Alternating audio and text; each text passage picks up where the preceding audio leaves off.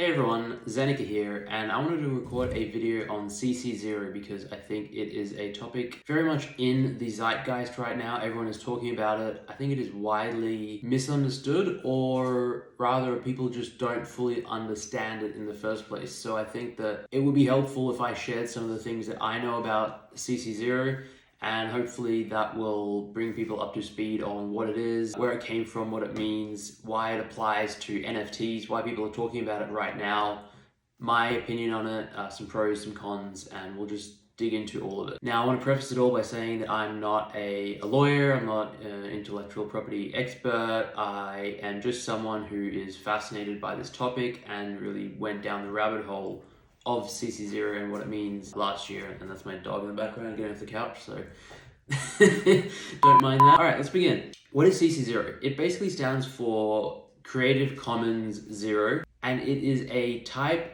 of intellectual property right that basically means that nobody has any rights to a piece of intellectual property. Another way of saying something is CC0 or in the Creative Commons is if something is in the public domain. Now, ordinarily, when an artist or content creator, writer, anyone creates intellectual property, writes a book, a character, creates a character, they will have ownership over that character for a period of time, 75, 100, 125 years. It sort of changes. It's been getting longer and longer as time goes on. After which that period is up, I think maybe, and the creator has passed away, then, and again, like, as I said, I'm not an expert, but I'm just going off roughly what I understand. At that point, the intellectual property is in the public domain and anyone can use it to create anything they want without worrying about licenses, paying licensing fees, or infringing on copyright. So a couple of good examples are the entire works of William Shakespeare. That is obviously created many hundreds of years ago. Anyone is free to, create a movie on Romeo and Juliet, or take any character from any of the plays and do whatever they want with that piece of intellectual property. Another one is the entire works of Sherlock Holmes. Now, we've seen plenty of Sherlock Holmes movies and TV shows, etc. come out over the last 10, 20 years. I believe that's because I think around 20 years ago, 15, 20 years ago, is when Sherlock Holmes entered the public domain, and then all of a sudden these shows started popping up, and many of them have been very successful. An important distinction here is that just because the original character or body of work is in the public domain, it does not mean that these derivatives and these new creations are in the public domain. So Sherlock Holmes, yes, CC0, public domain, anyone can use that character for whatever they want. The TV show Sherlock, or the TV show Watson, or any of the movies, those have copyright. Those are new pieces of intellectual property that have their own trademarks and copyright protections. So no one can take, say, the interpretation of Sherlock Holmes that Benedict Cumberbatch played in the TV show and the characters in that show and maybe sell merch based off of that interpretation. I think that is, again, my understanding is that this new body of work is not in the public domain. It is only the original. Anyone is free to create derivatives based on the original, but of the derivatives, those are protected under traditional intellectual property rights. Why am I talking about it? Why is everyone in the NFT space talking about it? This opens up a much larger conversation about the relationship between NFTs and intellectual property. When someone purchases an NFT, what are they buying? They're buying a token, they're buying a non-fungible token, usually on the Ethereum blockchain, which proves ownership and provenance of that token. But does the owner of the token also have the intellectual property rights of the creation? For instance, if an artist creates something and sells it as an NFT, does the NFT buyer own the IP to that art? And usually the answer is actually no. And so a lot of people think that they own everything when they buy an NFT. It's like, oh, I buy an NFT, I have full ownership, that's what this is all about, I can do whatever I want. If I buy a piece of art, if I buy a Fidenza, for example, actually behind me, that's a piece of art blocks art, Pieces of Me by Raven. If I would like to, if I take, I'm pretty sure, like, I'm not 100% sure on the licensing rights of that, but I'm fairly certain it doesn't allow me to commercialize it. I couldn't take that and sell prints of that. I couldn't take that and put on t-shirts and sell those. I don't have those rights. I own the NFT and I have a print of it for my own personal use, but I can't then go in and commercialize it. And so you start to see where veer off into two different directions, where on the one part you own the NFT, but the intellectual property rights are retained by the original artist or creator. This is something that like every project and every artist and every NFT collector has sort of struggled with since NFTs came onto the scene, because you buy an NFT but you don't own everything. Bored Apes made famous the concept of giving full commercial rights to holders of the Bored Ape NFTs. They were not the first project to do it. I believe Avastars did it. They weren't the first to do it, but they were, I think, obviously the first to really blow up, become as popular as they are, and then have people create derivatives and monetize the IP of their individual apes. So in that case, what happened is, you bought the NFT. The company, Yuga Labs, who released them, they still own the intellectual property, and they license it to every individual holder, giving them commercial rights. So you have the right to slap it on a t-shirt, and sell it. You have the right to put it in an animated show, and et cetera, et cetera. Again, without opening up too many cans of worms, it gets complicated when what happens if you then sell your NFT to someone else who has the rights, and what if Yuga Labs wants to change those rights, etc. I'm not going to go too far down that route, except that is another form of intellectual property in NFTs. Full commercial rights. CC0 is a idea that has become increasingly popular as time has gone on, where project founders and content creators and artists realize that there is this sort of mismatch between token ownership and intellectual property ownership. And while yes, Yuga Labs, or to use a more recent example, Proof, with their Moonbirds project, can license and give full commercial rights to the holders of the NFT, at the end of the day, the parent company still owns the intellectual property. They're just licensing it. So in the event that parent company is acquired by a third-party company, Disney is always the example people give. Disney comes along and buys Yuga Labs. They have it within their rights to change the terms of the intellectual property agreement and potentially take back some of those rights. Seems unlikely that could happen, and I believe there are exceptions and potentially ways around that on the contract level. You can put in irrevocable rights and things like that. And again, like, it does get complicated. But there is a fear in the minds of some people that having that as a possibility and having the intellectual property rights owned by anyone, is not really conducive to Web3, blockchain, NFT technology, and sort of true ownership. And so along comes the idea of making NFTs CC0 from day one, or like from early on, and putting the artwork into the public domain. One of the most popular examples of this is Nouns DAO.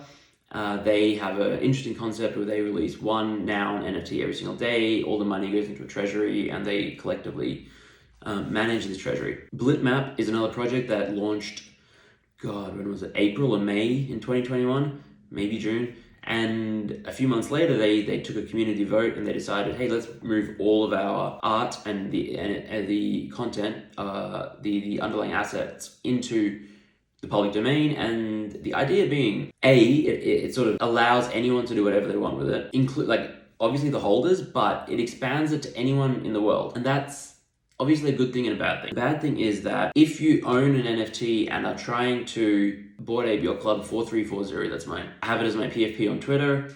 I decide to build a brand out of it and use that exact image all over the place and monetize it. If it was CC0, there would be nothing stopping someone else coming along, taking the exact same ape and building their own brand out of it. That is one of the downsides. The upsides, and I'm going to get into a little more nuance there in a second. One of the upsides, though, is that it allows anyone to take the content and build on top of it. And so, on the one hand, it's a double-edged sword. It can be bad, but it can also be good if someone takes that IP and says, hey, I love Moonbirds. I don't own any. I can't afford to license 100 of them, but I would love to create a comic or an animated show out of the Moonbirds and create a universe and build awareness of this this fun brand. It doesn't have to be Moonbirds. It could be Blipmaps, it could be Nouns, it could be Toads, it could be whatever.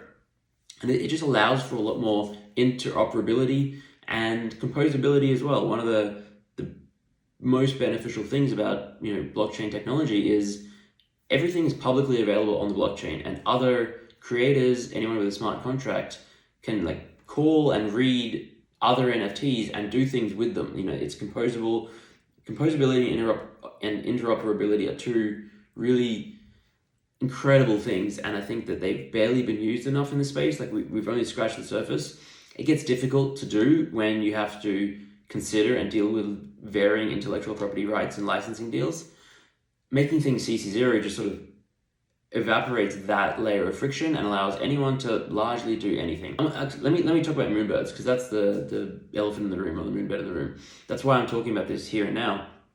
Over the last week, several artists and projects have decided, hey, we're going to go and release our stuff into the public domain and make it CC0.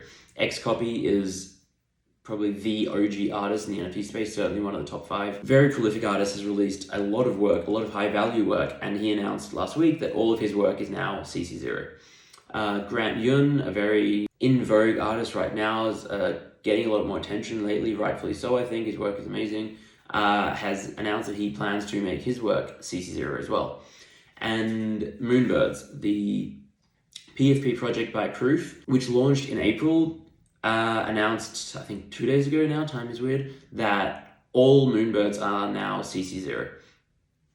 Now, this is a interesting decision because it was made 4 months after launch, and at launch, the licensing arrangement and agreement was that Moonbird holders would have full commercial rights over their Moonbird. And so this is, it sucks. Like, I don't know how else to say it. I'm a fan of CC0. I love CC0, but this whole 4 months ago, one thing was promised, and then now today something else is promised, and Moonbird holders are in a different situation where they may have, people bought Moonbirds, they minted them at 2.5 ETH, some people bought them at 40 ETH, and, they were buying knowing that, hey, I have full commercial rights over these birds, and then all of a sudden, today, they no longer have that. Yes, it sucks. It highlights, and it's kind of ironic, where it highlights one of the flaws in this space, where a project founder and company can take away the rights of holders because, at the end of the day, you have full commercial rights, but that's still rights licensed to you by a company. That company decides to give you those rights, they can take them away. Proof sort of prove this by taking them away. However, in doing so, there's some level of freedom in that now they can never be changed again. Whereas in the past, under the previous agreement, yes, they could have been taken away, they could have been given back. Another company could have acquired Proof and changed the IP rights. It is permanent. That's, I guess, another thing to mention. Once a body of work goes public domain, there's no takesies backsies. I've heard a lot of people say, oh, maybe based on feedback now, the Proof team will reconsider and get some community feedback and go back to the old way. That's just not possible. That's not how that's not how the law works. Like I have several Moonbirds. Someone could take one of them, take the image of one of them, and use it for political cause that I don't agree with, or some hate speech, some violence, anything really that I would find negative and abhorrent, and I would have very little recourse. I could not go after them. I could not litigate them. Proof the company could not litigate them if they are just using the image. And here another distinction needs to be made. If you have questions, feel free to ask me in the comments. I'll do my best to reply to it. There's a difference between intellectual property regarding the art and intellectual property regarding trademarks and logos. And what Proof did is they released and what most projects do, they go CC0. The art is CC0, but the name and the logo are not. They are trademarks that are protected under a different set of laws. So someone can use the art of my bird, but for instance, they can't call it, a Moonbird X. They can't use the Proof logo. And that offers some protection for Proof the company and Moonbirds as a whole. Additionally, if you remember at the beginning, I mentioned how Sherlock Holmes is in the public domain. New derivatives based on that are protected under copyrights. If I decide to go create a brand out of one of my Moonbirds or all of my Moonbirds, let's say I call it Zenbirds or Zenbird Coffee Shop, for instance. I'm going to sell coffee beans, Zenbird Coffee Shop, my Moonbird's the logo. I have a graphic artist take my Moonbird and make a logo version out of it. It's a derivative, it's based on it, but slightly different. I can then, and should, trademark that logo, trademark that name, Zenbird Coffee Shop, and I would then own the intellectual property of this new entity, of this new body of work. I could then commercialize it, create a business, create stores and distribution centers, and do all sorts of stuff, create merch if I wanted. And this would be a brand, and it would be protected. If someone came along and said, hey, that looks cool, I'm going to take that same Moonbird and I'm going to create Zenbird's Better Coffee Shop and use the same logo, I would have legal recourse to go after them, because if they copied my logo is trademarked. If they copied or used a similar name to my business name, that is also trademarked. And so you can see there's these nuances to CC0. And I think one of the biggest proponents and best thinkers and speakers on this is Dom Hoffman, who is the founder of the Blipmap project. He founded Vine back in the day and many other things, Supdrive. He wrote a tweet today actually that I found really interesting. He basically, the way he said to think about it is that the underlying assets, like the 10,000 Moonbirds, again, is this example, think of them as a layer 1. So you can make that layer 1 CC0. Anything built on top of that is a second layer, layer 2. They are not CC0 by default. So anything built as a derivative on top of the initial layer, if it's a new body of work, if it is significantly different from the original, and it doesn't take much to be significantly different, that is no longer CC0, and that is something that you, as the holder of the bird, or anyone could create that. Just to be clear, anyone can take that bird, create a brand out of it, and copyright that brand. In my mind, it doesn't really take away rights from the individual bird holder. It expands those rights to anyone and everyone. So if you had plans to do something with your bird, you absolutely still can do that. But if someone else comes along and does it before you, that could potentially be a problem. So I guess, if you have plans, probably, trademark and create your brand out of it sooner rather than later. There is a lot more to cover. The enforceability of non-CC0 intellectual property rights, which is quite difficult, I would say. In most instances, I've heard the argument quite a lot that if, now that a collection might be in the public domain, anyone can create it and go make hate speech, violence, maybe alt-right Nazi videos, Nazi propaganda videos out of it. And, presuming you are like me and are not kind of for that kind of stuff and would hate to see that happen. Out of one of your birds, one of your assets, one of your pieces of art, whatever it may be that's gone CC0, now you have no way to go get back at those people. I agree, yes, you don't have that, like that underlying asset is CC0, people can do whatever they want. I mean, for starters though, I would say that I don't really see that as a massive attack vector or threat. I don't know how many people out there are maliciously going to create hateful content out of an asset that you own, unless there's some particularly vindictive reason.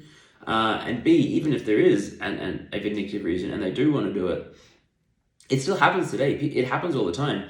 There are anonymous people on the internet doing stuff, and it's nearly impossible to actually litigate, track them down. It's very expensive, and your avenues of recourse are limited and not impossible. So you are losing some rights, you are losing some protection. I don't want to diminish that. One final thing, I guess some general thoughts on how Moonbirds and Proof rolled out this whole transition to CC0. They faced a lot of backlash, and I think a lot of it is warranted. I think the communication around the announcement was lacking a little bit, and to their credit, they have, and in the 48 hours since they announced it, they've had 2 town halls, voice chats, Q&As with their community, and they've answered a lot of questions, and sort of, I believe, admitted that they could have done better at communicating. It is a very difficult thing to communicate, and I just would have liked to have seen maybe some more resources for the community to understand this a little better, because it's a really complicated topic, and I'm knee deep in this space 16 hours a day, and I have been for 18 months. So, and I feel like I have a decent understanding of it, but I still don't 100% know. And so to expect someone who might have a full-time job and a family and, just is a casual participant in the space to have any idea or be able to catch up it's a lot. So I think just some educational resources, and I believe they're working on it. I think that would have been a good thing. But I think the other even larger criticism is the idea and the fact that they launched 4 months ago with the promise and marketing around owners will have full commercial rights, and then now they've taken that away. And people feel tricked, like there was a bait and switch, or maybe tricked is the wrong word, but they feel a little let down or disappointed. It came out of nowhere and caught a lot of people by surprise, including some people who were working on licensing deals, and a friend of mine I know of who had a lucrative licensing deal on the table that now is largely in jeopardy. So I will say that aspect of it it sucks. And so something I said earlier tonight in the Proof Discord, the best time to have made the collection public domain would have been 4 months ago, prior to launch. No question about it, that would have been infinitely better. The second best time is today. The worst thing that they could have done is wait another day, another week, God forbid another month, 6 months, year, where the entire community was under the impression that they had exclusive commercial rights and were planning monetization strategies around that fact, and then have that changed on them further down the line. And someone asked me on Twitter, would you be mad if Yuga Labs did this? And yes, I would be.